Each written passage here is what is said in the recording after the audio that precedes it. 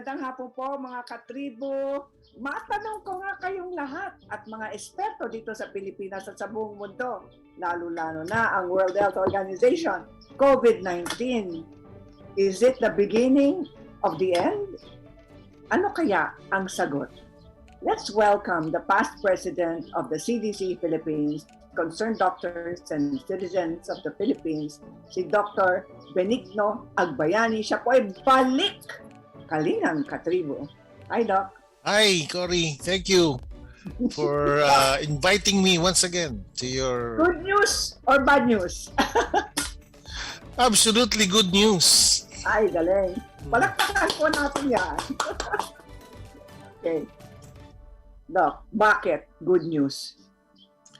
Well, number one, yung ating hospitalization rate and number of deaths, I think is already not all-time low, pero very near the all-time low.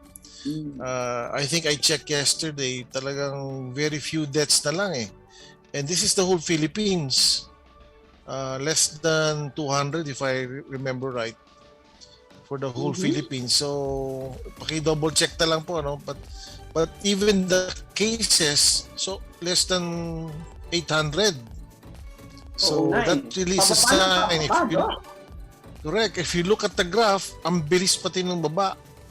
We probably peaked mga mid-January. Ang daming cases talaga. I think we had the most number of cases in January. But because it was Omicron, hindi siya deadly.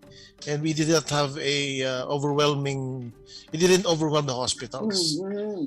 So, Doc, totoo palang sinasabi ng mga doktor, lalong-lalo ng CDC Philippines, di ba? Saka mga eksperto sa Amerika at sa Europe, no? Sabi nila, nung pag-umpisa pa lang ng Omicron, sabi nila, we welcome Omicron. Ano yan? Ganito. Nung umpisa nga, sinasabi nila, be careful, this is more contagious. Kaya lang, nakikita ko na sa South Africa na hindi siya dangerous, it's contagious, but it wasn't hospitalizing a lot of people in South Africa because yun nga sabi nila, it originated from South Africa. That was like November pa. Tataka ako bakit pinagkakalat pa nila na be careful, gano'n, etc. But of course, we played it safe. So, ganun na nga nangyari. Ang dami nagkasakit. Pero great. Tama nga. Talagang hindi siya very deadly. Unfortunately, meron pa rin namatay. I'm not saying naman na no deaths at all. Pero meron pa rin mga namatay. Doc, bakit? Meron sa mga namatay, no? I'm sorry about that. Pero bakit pa rin merong mamamatay sa COVID-19 kung yung Omicron ay ang tawag nila doon, napaka-benign, no? Napaka-mahinhin. Kasi yung benign is relative to flu. Parang yun ang ginagawa nating standard eh, di ba? Kasi pag flu, parang we didn't do much when there was a flu. We just advised the elderly and the very young to have a vaccination. Pero advice lang, hindi pa nga mandatory eh. So parang yun ang benchmark. So kung ganun karami namamatay sa flu, and meron pa rin namamatay sa COVID, mukhang pareho lang yung numbers now between the previous years na flu and the present numbers of COVID deaths. Pareho na lang, hindi na siya iba. So we can look at Omicron like the average flu, which can still kill, which still affects a lot of people, pero hindi na siya emergency. Pero Doc, sa tulad ng sinabi nyo, yung vaccination for influenza hindi mandatory. Correct. And it should be the case for any vaccine actually. Because remember, ang aim naman po ng vaccination is try to protect the vulnerable. And we know for a fact that 1,000 times more vulnerable compared to children, yung elderly. There was a data that I saw, parang 880 times more likely mamatay ang elderly compared to someone who is only 5 years old. So, syempre, the attention should be to vaccinate the elderly. especially if you have a new vaccine. Kasi yung safety issues about new vaccines are not yet well defined. So you cannot just inject everyone. You want to inject the ones that are really high risk. Kasi sila nga yung madaling mamatay and you want to save them. And that is what we did for all other diseases. Hindi naman lahat ini-injection na ng flu, for example. Depende do sa high risk or dengue. We did not recommend dengue vaccines for everyone. We recommended it for a certain age group. No, pag sinabi niyong high risk, sino-sino sila? For COVID, it's the elderly above 50 meron ng risk, ano? Pero siyempre the highest risk is above 65. And those with at least one or more comorbidities. But some data has shown that yung talaga pong diabetes, heart conditions, respiratory illnesses like TB or asthma, autoimmune diseases. So, but the most common, I think, is really about diabetes. And anything that would relate to obesity is one of those factors. Kasi the reason I think nakasama yung heart problem is because a lot of those people with heart diseases also have diabetes. So kaya lang ang cause of death nila is the heart problem, but it was caused by a pre-diabetes or diabetes. And there's data already with that. There are many studies showing that it looks like diabetes is one of the main causes of mortality or being vulnerable to COVID-19. Mm-hmm. So, pag sinabi niyong diabetes, medically diagnosed, may diabetes na yung tao. Pero merong maraming mga tao na hindi nila alam, meron na silang pre-diabetic condition. Kasama din sila sa high risk? Correct. In fact, the study I read shows that the pre-diabetic might actually be more of a problem. Kasi they're not on a diet, they're not on any medication. So they're not aware of it, and then they don't even want to check. They just do a COVID test and then find out later on may mataas pala sugar nila and they become dehydrated, and that could trigger a stroke, a heart condition. Kung from pre-diabetes bigla kang maging diabetes, grabe yun. Masyado mabilis yung progress. And I've seen it happen. Mabilis? Mabilis. Yeah, I've seen it happen even in young people. I had a patient who's 40 years old who was a known diabetic. Hindi siya known diabetic, pero nung nagka-COVID siya, ang taas ng blood sugar niya, like 300s and 400s. So that's how diabetes COVID-19 could affect your system. And most of these are, of course, pre-diabetic already. I'm not saying naman not everyone, but also I've seen normal people, hindi pre-diabetic, will develop some kind of diabetes, but not as bad as the pre-diabetic. So, pag sinabi niyong develop some kind of condition like pre-diabetes, pero makokontrol pa rin nila yung sugar nila. Yes, yeah. And diet is the best pa rin. Ano? People think, magagamot lang ako, okay na. Talagang diet eh. It has something to do about the way food would stimulate the insulin. And unfortunately, our medications will control your blood sugar, but still allows your body to react and produce still lots of insulin. And I think that's a big factor. Para sa kaalaman ng ating mga katribo, kailangan ng katawan ng insulin. Kasi ginagamit ng katawan, yung insulin na yun, ay ginagamit niya yung matamis o asukal na galing sa carbohydrate, mga matatamis na pagkain, mga asukal, ganon, kahit na mga prutas na sobrang mataas sa sugar, no, Doc? At saka sa alcohol, di ba? All of that, ginagamit ng ating katawan yun, kino-convert niya into energy. Tapos pag hindi magamit ng katawan, so sobra naman ang insulin sa katawan, di ba, Doc? Correct, because the insulin will convert the excess sugar to fat. That is how insulin does control your sugar. Yes. So, and if you have excess sugars, your insulin will become parang mapapagod siya. Right. and then becomes resistant. Yun yung tinatawag naman natin insulin resistance, Right. Right. which is called the pre-diabetic stage. Nako. Pero isang blood test lang, malalaman na natin yan, no, Doc? Okay, caution din dyan. Most of the time, I see a lot of patients who will do a fasting blood sugar and they are normal kahit pre-diabetic sila. Because because the laboratories are asking for an 8-hour fasting.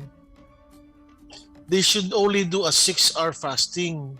Masyadong matagal na yung 8 hours kasi we consume glucose Even if you're seated down, your mind works, your metabolism is moving, so you're consuming the sugar. Dapat sinusukat siya dun sa time na na-digest na lahat yung sugar. So that's about 6 hours. In fact, you can start doing your fasting blood sugar at 6 hours. Pero tayo pag sinabihan, 10 hours po, minsan dadagdagan pa natin. Sa 12 hours tayo magpapakuha ng blood test. So nami-miss. So that's a very important point. Let's say pag 10 hours na o 12 hours, babagsak naman ang sugar mo. So correct. Kaya hindi mahuhuli yung yung borderline diabetic. Kasi you know what, I always see, alam mo yung itsura ng diabetic And then she shows me a blood test na normal yung fasting blood sugar. So sasabihin ko, ma'am, let's do HbA1c. Let's do an HbA1c because it would measure your 3-month blood sugar. And oftentimes, borderline diabetic kami or even diabetic. So what I would recommend if you are going to have a blood test is try to get it at 6 hours fasting blood sugar. Or have both fasting blood sugar and HbA1c. Oo. Okay, ito naman kasi pinag-usapan natin yung diabetes kasi sabi nyo, ito ay isa sa mga preconditions kung saan nagiging mas vulnerable ang katawan ng isang tao sa COVID-19. Tama ba yun? We are most vulnerable if we have a diabetic condition. Okay. Kung inayos na yan, let's look at the new advisory, Alert Level 1. Anong ibig sabihin nun? Can we flash the Alert Level 1 notice from the IATF on the screen? Pag-aralan nga natin yan, Doc. Parang mahigpit pa rin I saw yung sa masking. Ito. Parang sinasabi nila, you still have to wear mask. May mga limitations pa rin. Very happy with it because I think this is the time actually that you will allow people to on their own decide whether to wear masks, especially outside kasi you take advantage of that You can breathe air normally and unfortunately the mask that most Filipinos wear is not your N95. Sila yung mga cloth mask. It actually doesn't work lalo na sa outdoors. So kung ngayon naman napaka-konti, kung napaka-konti naman ng cases, I would make alert level 1 optional ang masking. And I think other countries are doing it. Yeah, if you want to wear it because you are concerned about getting it, for whatever reason, you can decide on your own. I think sa alert level 1 sa public transport, you're still required to wear masks. Yan ang lang kasi 100% na. Papasahin ko, Doc, ha? Anyway, nandyan sa screen yung alert level 1. Kanong ibig sabihin nun? It means, sabi daw mga katribo, mask-free in level 1. Open areas. Pero sabi daw ng IATF, posible lang if cases drop further. Anong ibig sabihin ng if cases drop further? Doc, I mean, bumababa na nga di ba? Yeah. Ano yung ibig sabihin ng further? 500 cases a day? Hindi naman nila sinabi, no? Correct. Tapos, slow ditching of the face mask requirement in open areas under alert level 1 is possible. Yun lang na, is possible if cases continue to go down. Ibig sabihin, hindi pa sure. Ayon kay Dr. Ted Herbosa sa isang laging handa public briefing, the National Task Force Against COVID-19 Special Medical Advisor siya, sabi niya, it may be considered as one of the adjustments under the so-called new normal. Ito, ang susunod nito ay maaari yung pagsuot ng mask sa outdoor areas. So sa indoor na lang tayo magmamask. Lalong-lalo na kung bababa ang mga cases. So it's still conditional. Yeah. Okay, ito naman. Pag-usapan natin, kasi as of a few days ago, 800 cases lang yata ang COVID-19. Yeah, yung average, 7-day average. Yeah. Oo. Tapos overall active cases, 50,000 active cases down from the previous days, 866. So, dati 853, ngayon, dati 866, tapos ngayon 853. This was a few days ago. Ayun. So, Doc, sinabi nyo na yung mask itself cannot really prevent infection. Totoo ba yun? Yes or no? Totoo yun. Ayun, sa aming pagpapalik po mga katribo, sasagutin ni Dr. Benigno Igbayani. Huwag po kayong aalis.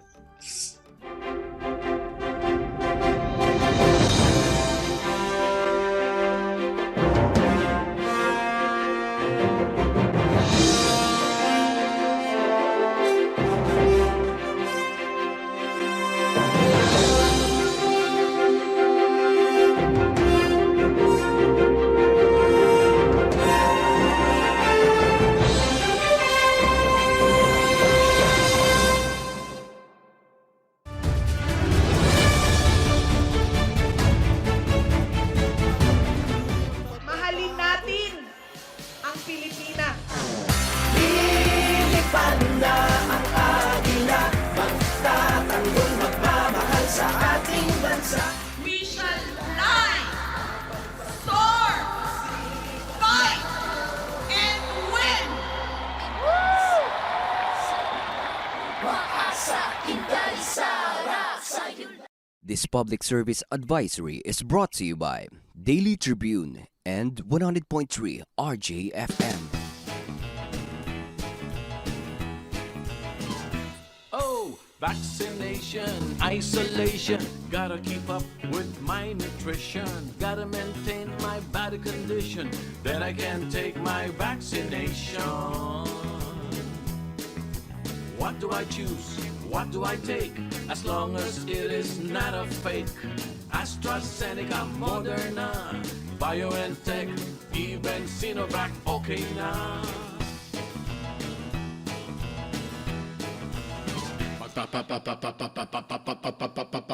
Pababakuna ka ba? Pababakuna ka ba? Pababakuna ka ba? Pababakuna ka ba? Pababakuna ka ba? Pababakuna ka ba?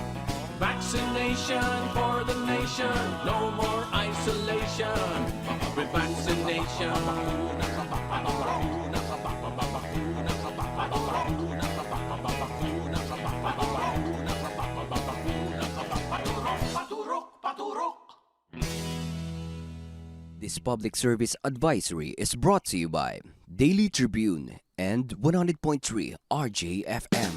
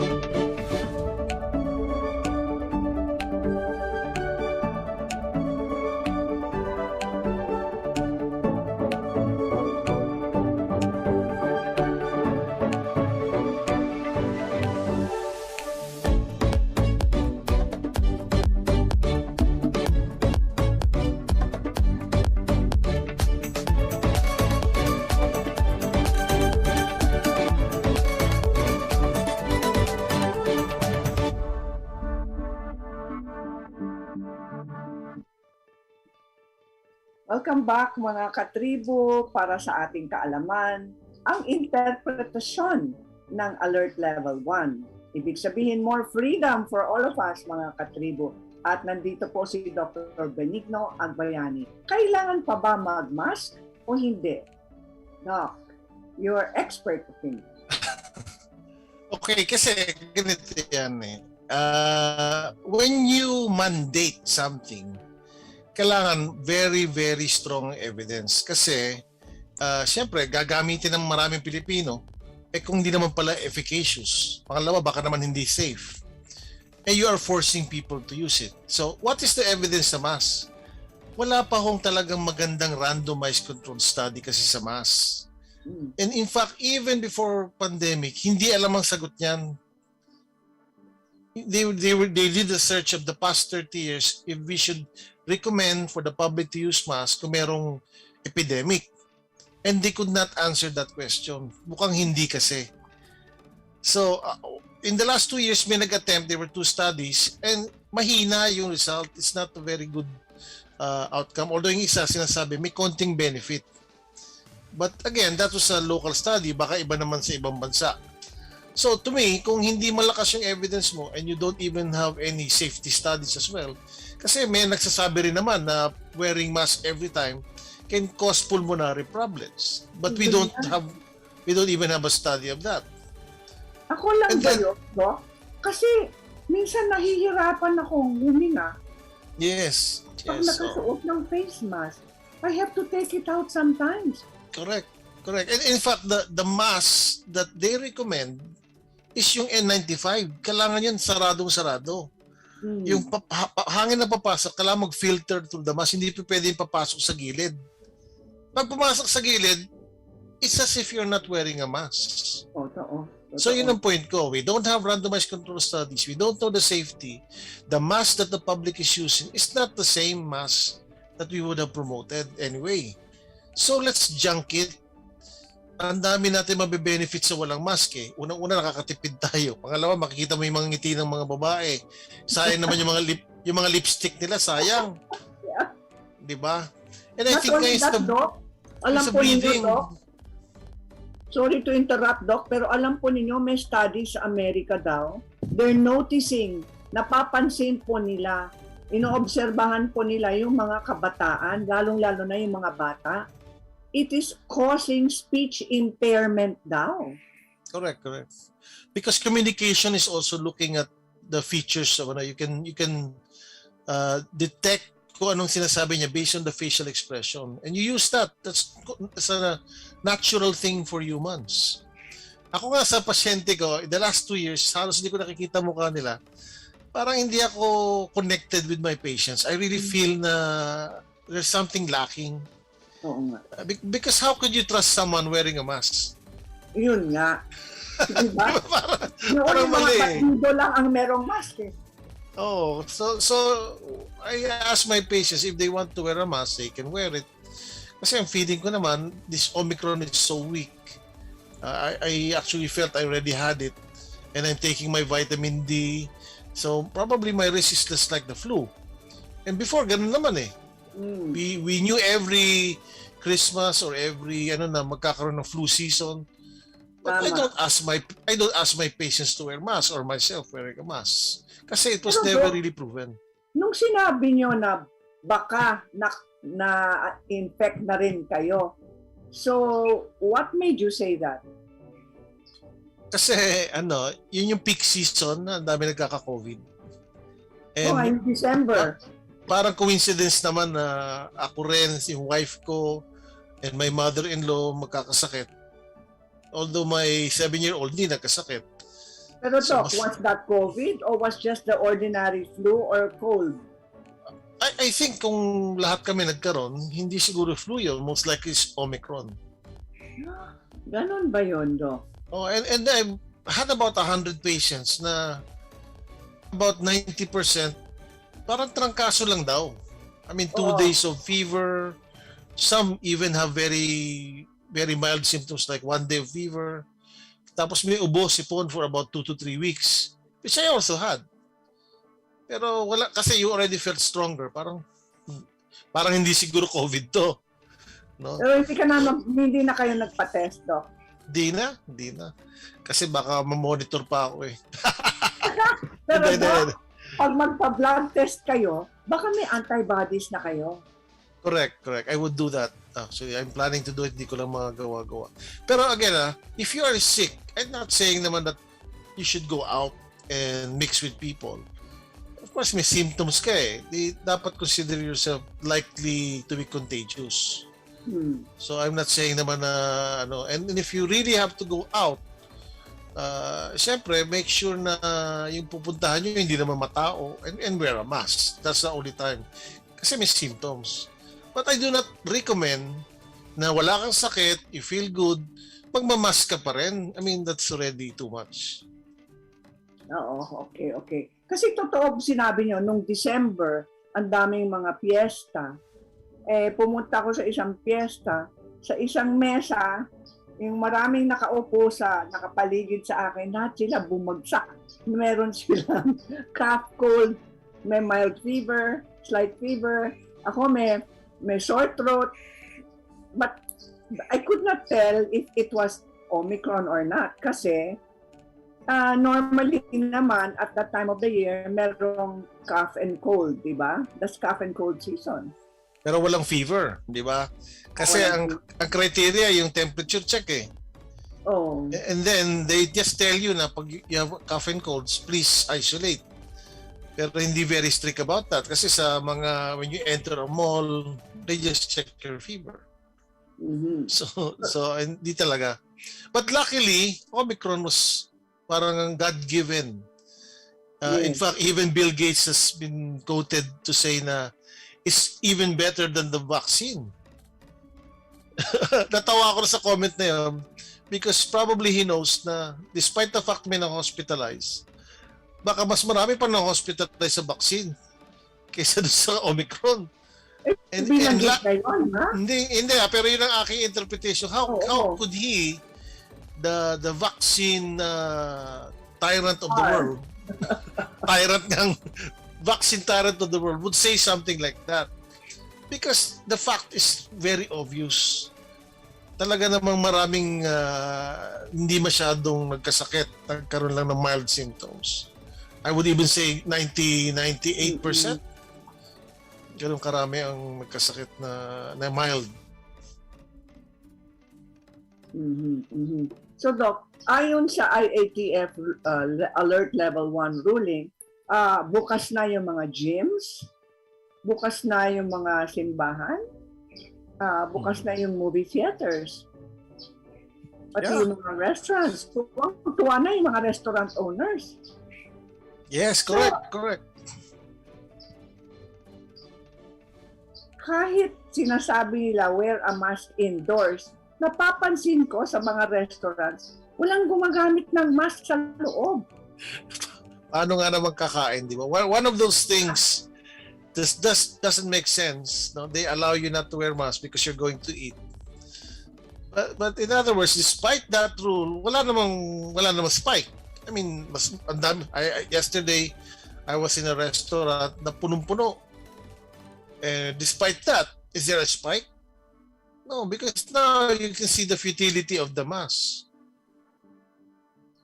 Okay, so Doc, eto na. Yung mga health tips para sa ating mga katribo. Assuming wala ng COVID-19 and assuming nandito pa rin. I mean, whether it's here or not or here to stay or we have to live with it. Yung mga safety protocols and health protocols that you would recommend in order to ensure a stronger immune system. Yeah, for the immune system, really it's about sugars, avoiding sugars. Never have an excess sugar.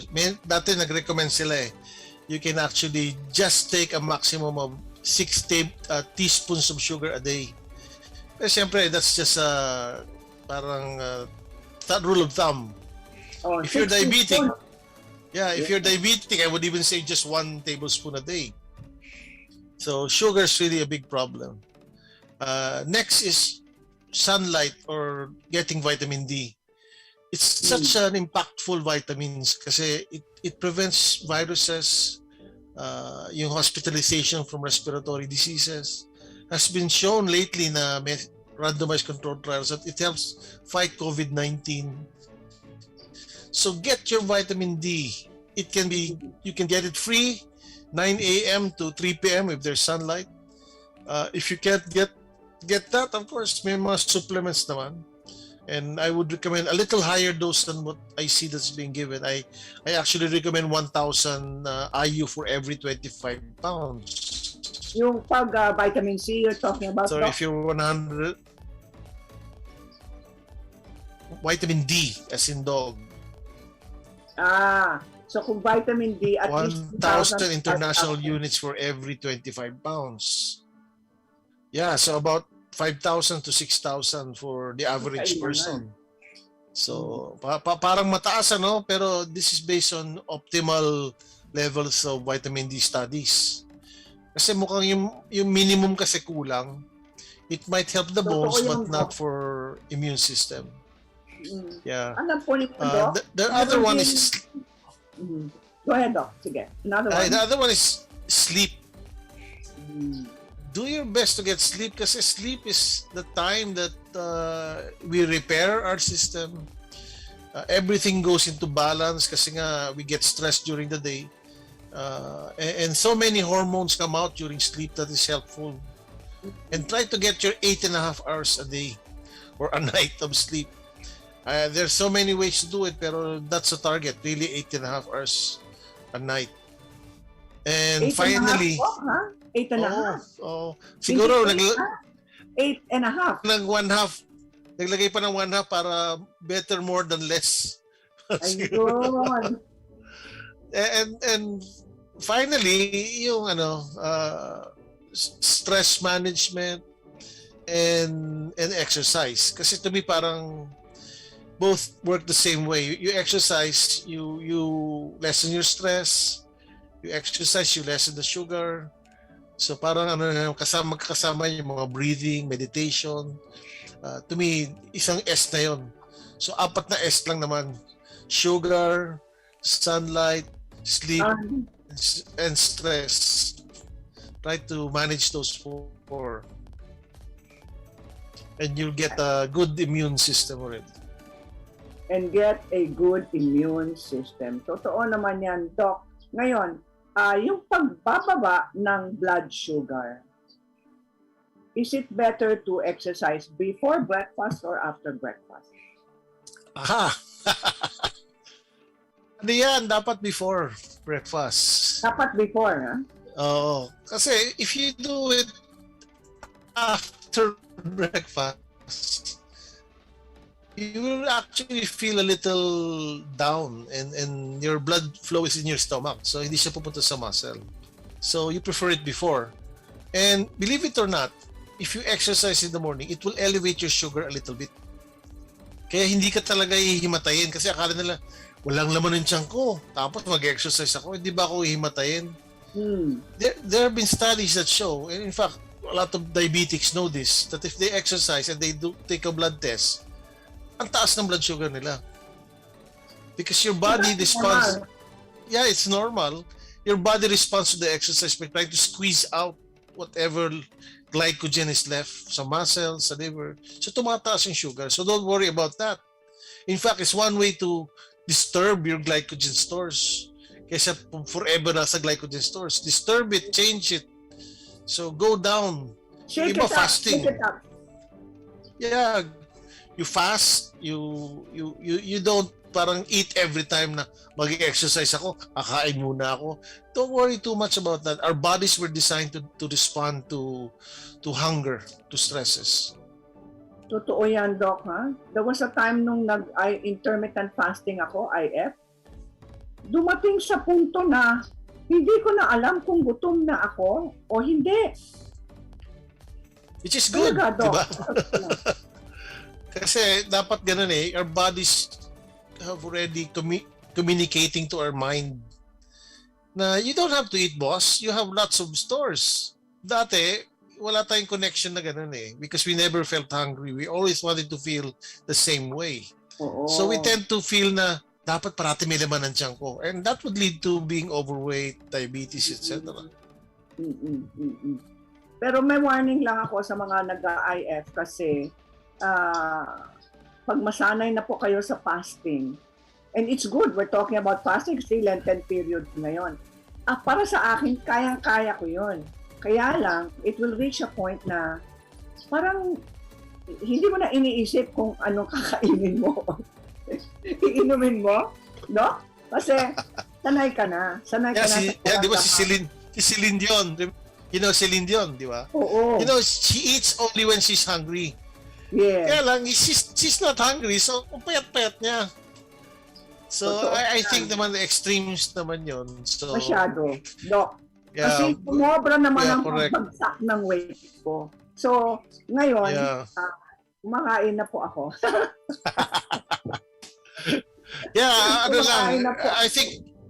I think you just should watch out yung talaga ng sugar eh. We really are excessively eating sugar.